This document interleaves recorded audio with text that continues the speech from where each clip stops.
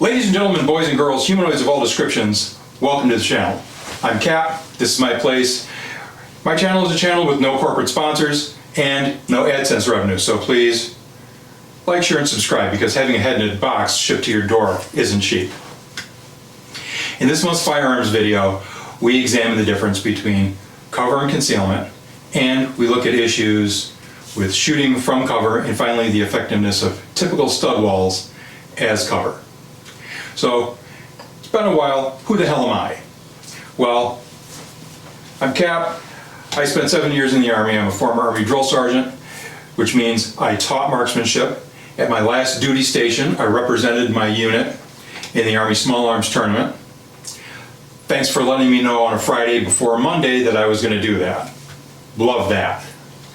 After that, got my bachelor's degree in criminal justice, and then I spent 20 years working in that field as a CO in a jail environment. This month, we have a guest. This is Jeff. Jeff, would you introduce yourself? Yeah, so I'm Jeff. Andy and I have been friends for 15 years probably. I've been working with and around guns for the last 17 years. My most recent job was in the jail where Andy was formerly employed.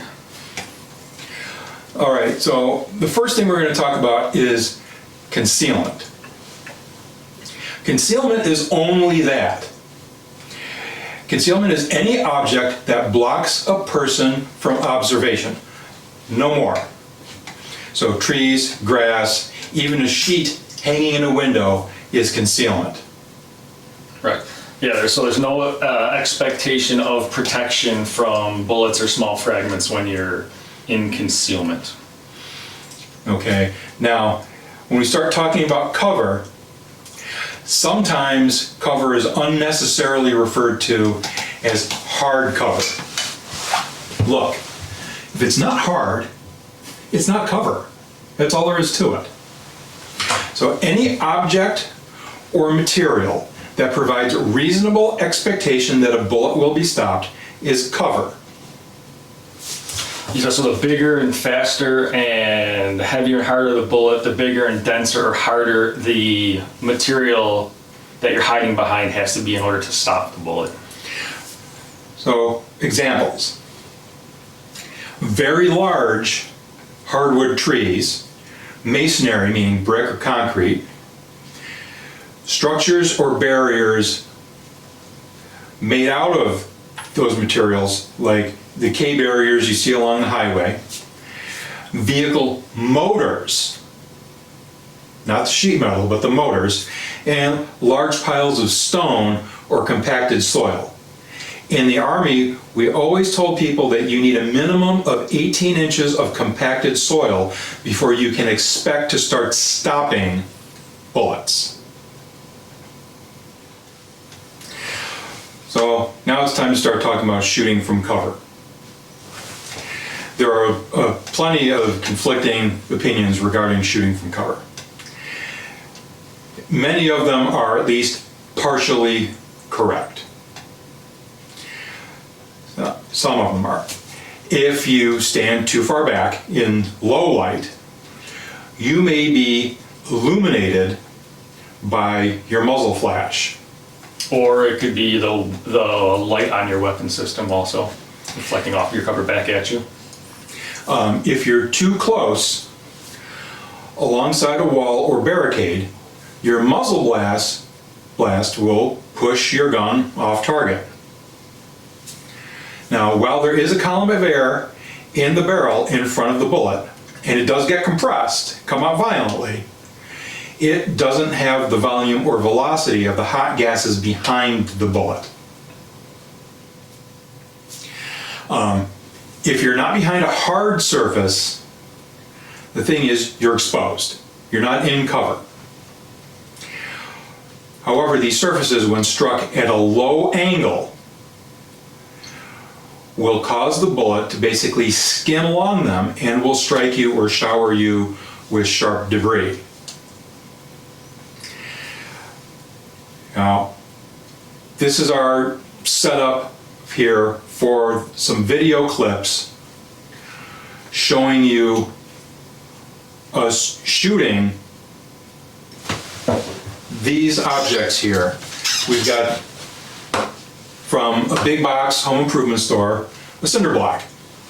And this is just from the same home improvement store, just a cheap paver stone, nothing expensive.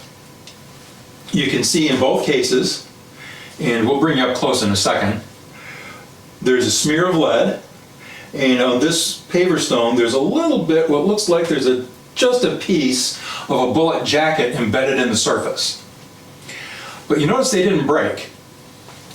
One of the cautions that I have to give you before we show you this video is, well, shooting properly manufactured steel targets and following the manufacturer's instructions is safe. You should not skip rounds off of hard surfaces. In the video clips that you're about to see, Jeff and I are both wearing body armor.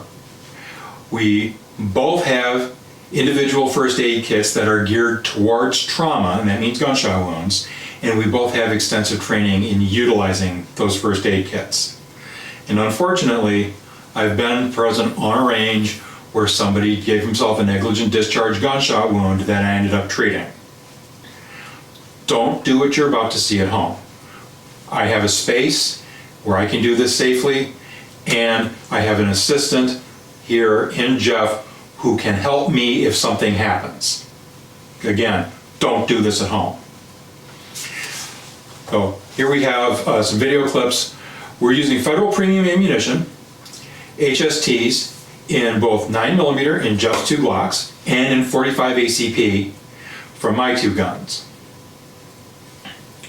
So, my guns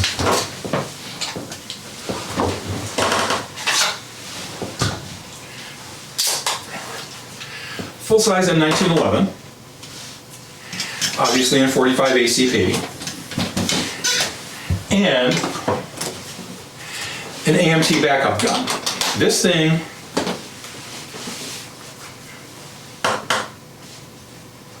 is obviously tiny. It's a handful without having anything to hold on to. Would you go ahead and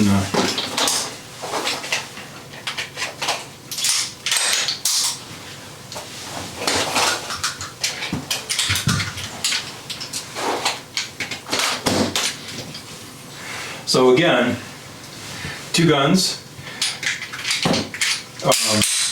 Jeff's, is that the full-size Glock? So this is a 19, And what's the small one? and this is a Glock 26.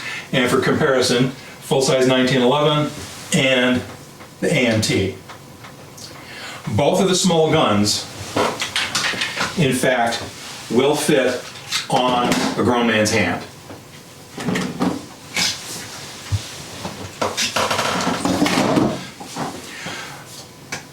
All right, guys, one of the things you're going to see here is that when we shoot and we skip, well, we have a low angle impact on these hard materials here.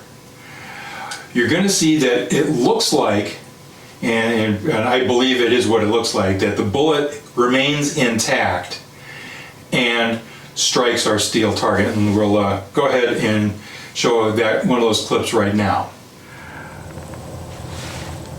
This is Federal 9mm 124 grain HST low angle impact on a paver stone. Go ahead.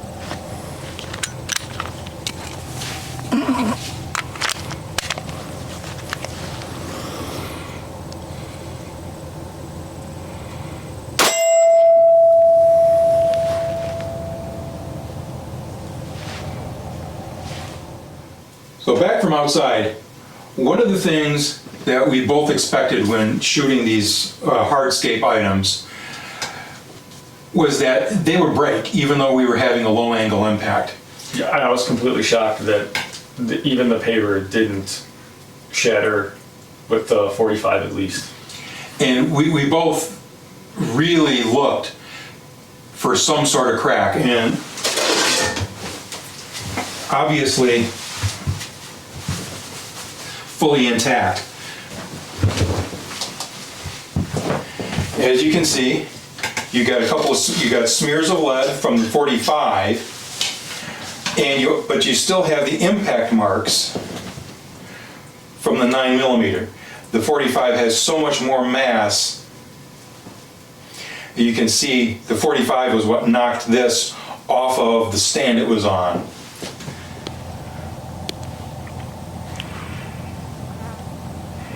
This is 45 ACP Federal HST, 185 grains.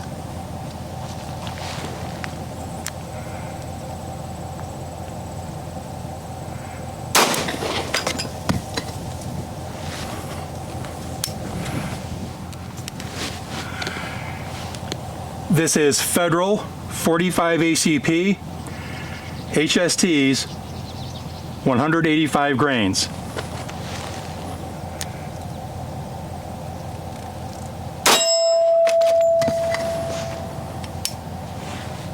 It was on. And put this down.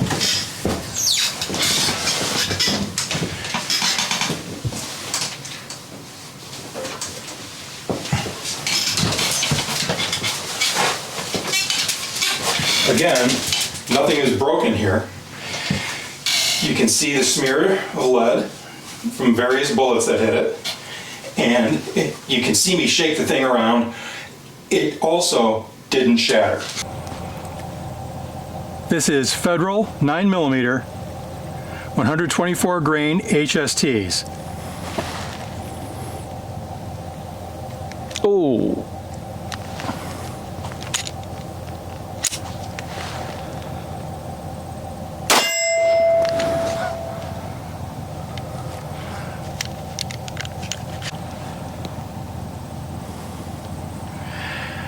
This is Federal HSTs, 185 grains on cinder block when you're ready.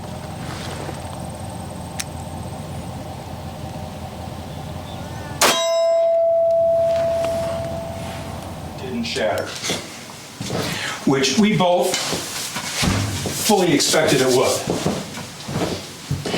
And of course, apologies to Jeff for me putting my big fat ass in your face just now.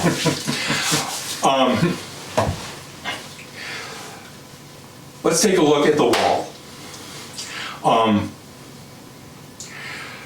We both fully expected, like we said on camera out back in the range pit, we both really expected the all-arounds to penetrate, and they did.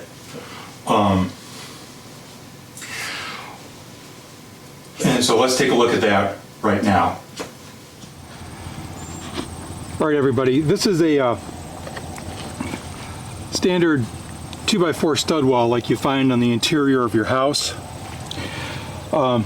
These studs here are doubled up like you would find in a door jamb or at the end of a hallway. This is a 3/8 inch drywall. Half of it on the hollow inside contains pink insulation board, and the other half contains pink fiberglass batting. Now, obviously, the drywall and the insulation isn't going to stop a bullet.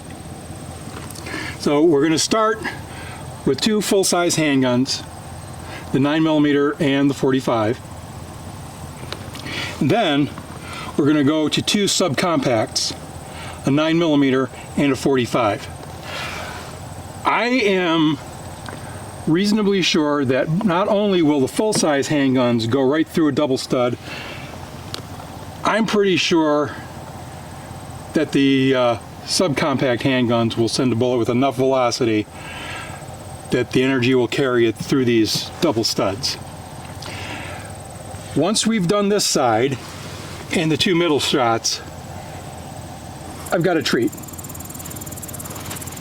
I'm with you. I think it's going to go through, every shot's going to go through everything that we put at it. Double studs and the insulation wall. So let's get set up and we'll start shooting.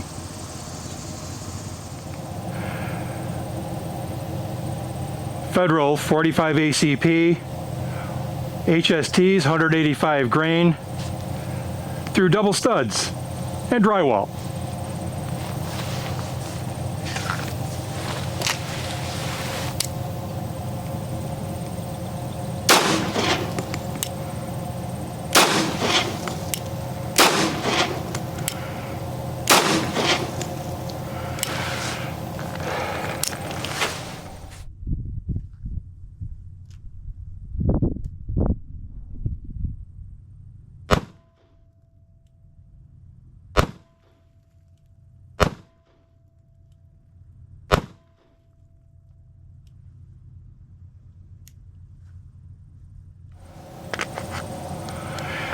This is Federal 9mm, HSTs 124 grains.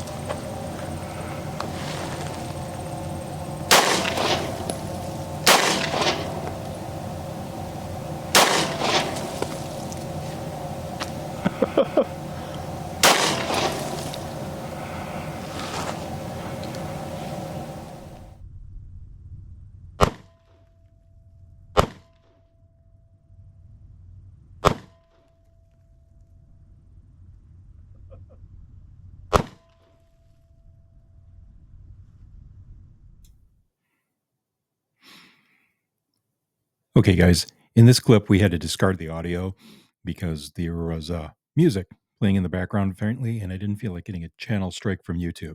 So we are shooting the same Federal Premium ammunition with HSTs that we shoot in all the other clips.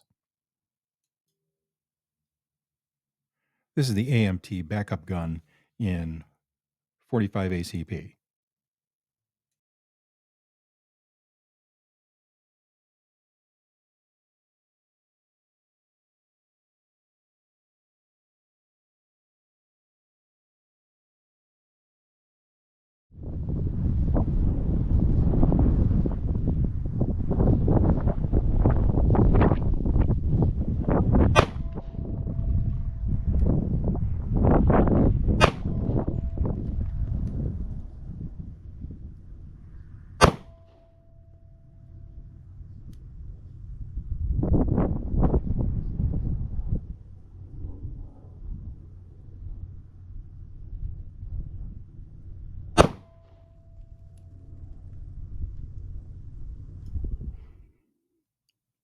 This is a subcompact Glock in 9mm.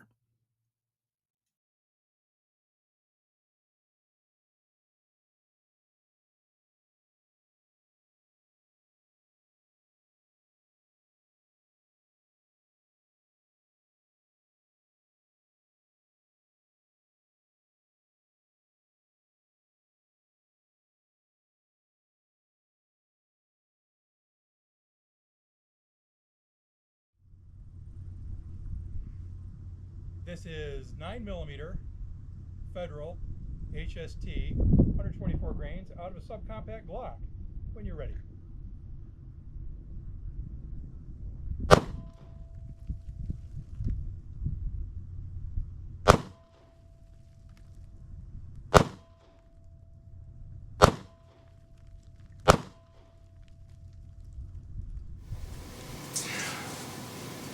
All right, it's time to talk about the head a little bit. One of the things you guys are going to see when you look at the video is that the bullets very clearly didn't expand. And it's not because there's something wrong with Federal's ammunition. There's not. So, expanding hollow point ammunition is meant to function in soft tissue. When it strikes things that are hard or they get plugged with materials such as leather from shoes, wool clothing, thick wool clothing, or the material in drywall. Right, or the wood studs that we were shooting through.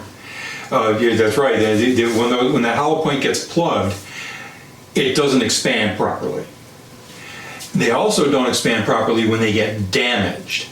And this goes across all brands of hollow point ammunition. So they were definitely deformed, but they didn't expand.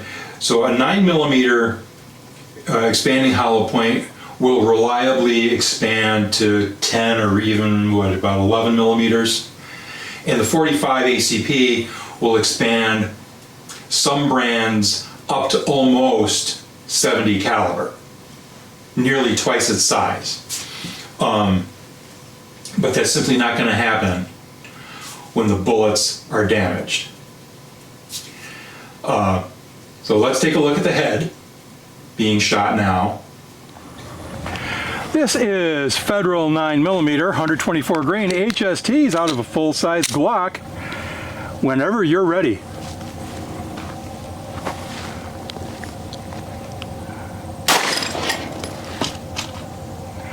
Oh, there's bone.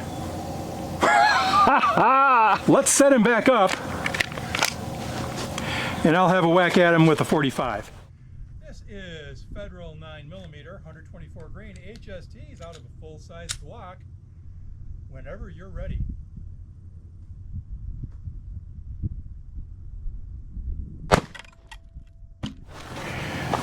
Okay, this is Federal 45 ACP 185 grains out of full-size M1911.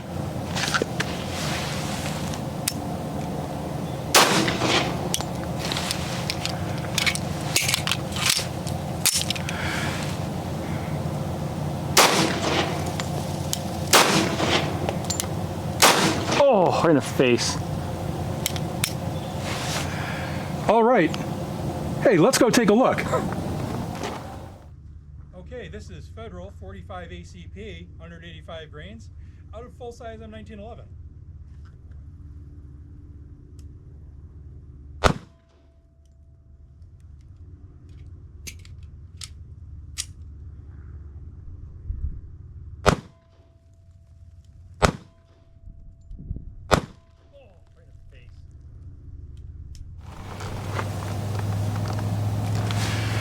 Okay, everybody, first of all, this is the wall. And you can see that regardless of whether it was a full-size handgun or a compact, every one of those bullets went through this stud wall. Now, let's take a look at this guy's face. Where did we get hits? Oh! Caught him in the chin. Got one in the chin here.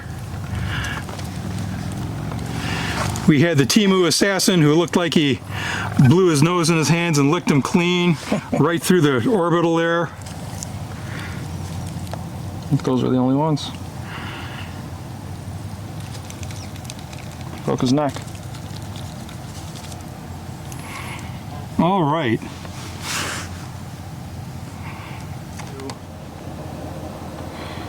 Okay, everyone, just to see what happens here, we've turned the wall 90 degrees and we're going to shoot the studs through both sets as if someone's shooting at you through your door jamb. So we're going to start with the 9mm Glock full size with Federal HSTs, 124 grains, in 3, 2, 1.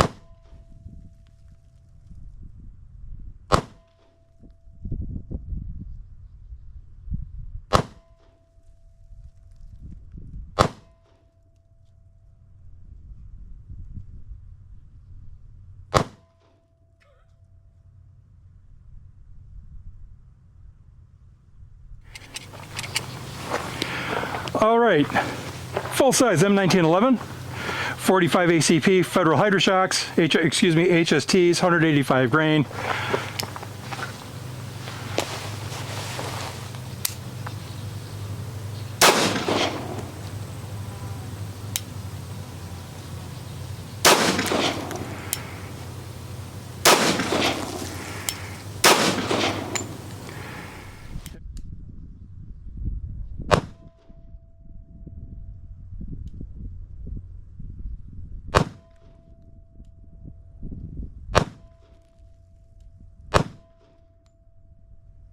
There we go. Let's quick take the camera off the tripod, take a look at those.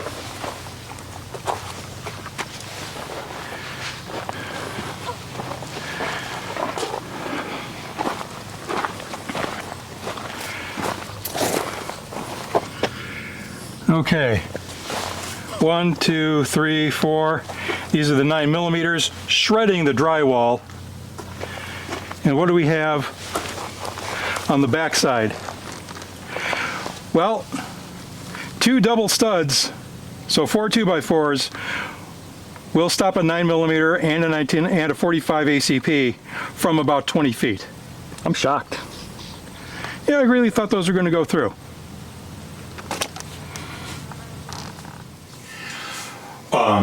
So Jeff's, was it his second or third shot? It's very difficult to shoot at something that you can't see, guys. Right. And one of the things that I didn't anticipate when we did this, when we started this experiment, it's easy to see light coming through the hole in a paper target. There's no light coming through the hole in the drywall with a 2x4 stud backing it. So we couldn't see where we were hitting, even at the 25-foot distance maybe. Yeah, probably, yeah. Yep. We just couldn't see where we were hitting on the black squares. Next time I do something like this, and I think there probably will be a next time, I'll set up the drywall, the target on the drywall differently so we can see what we're doing. But Jeff's hit on the dummy, on the head.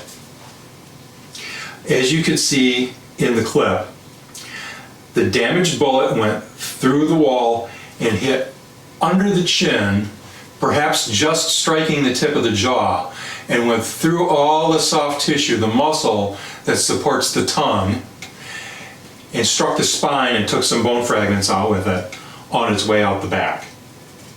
Remember, 9mm bullets, they don't have much mass, but they deliver energy to the target and allow themselves to expand by having high velocity. And you could see on the GoPro footage that the way that the fragments came out the back of the skull, it was still really cooking. Yeah, it was flying, yeah. I experienced the same issues trying to hit something that I couldn't see that Jeff had.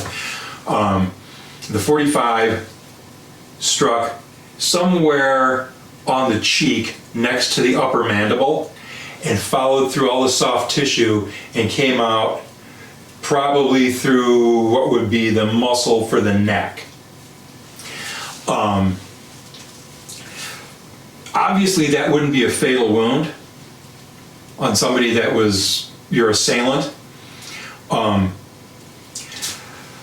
That'd make him stop. Unless he's on LSD or something similar to that. That'll make somebody stop. That'll put him on the floor for enough time for you to get away, or lock a door between you and them. Any final thoughts? We'll have to shoot doors next, see how they stop bullets. Doors, and the other thing that I'm thinking for a video for the upcoming summer is we'll get some drywall again, and we'll use rifle and various kinds of shotgun ammunition with their different sizes of shot. There we go. We'll see how that goes. And so again, guys, back to the pit. So if you're still here, thanks for watching the video. Remember, if you found anything here useful, like, share, subscribe, and leave a professionally worded comment in the comment section below. And remember, it's tough to find people who will volunteer to let you do stuff like this. Stop resisting.